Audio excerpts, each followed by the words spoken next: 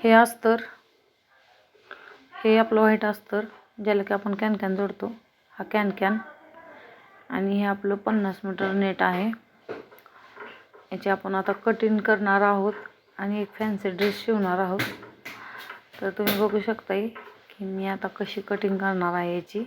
तर मी या 4-4 इंचाच्या पट्ट्या काढून घेतल्यात 8 मीटर फॅब्रिकमधून, भरपूर झालेला आहे हे। आता याला आपण मशीनवर फिल करून घेऊ नंतर। आणि हे आपलं बाकीचं नेट आहे, यातनं आपण 7-7 इंचाच्या पट्ट्या काढून 7-7 मीटर मधल्या 4-4 इंचाच्या पट्ट्या ज्या काढलेल्या होत्या का त्याचा आपण हे फ्रिल बनवलेलं आहे। आणि 10 मीटर लेंथला आपण हे फ्रिल अटॅच करून घेतलेलं आहे 2 लाईन्समध्ये।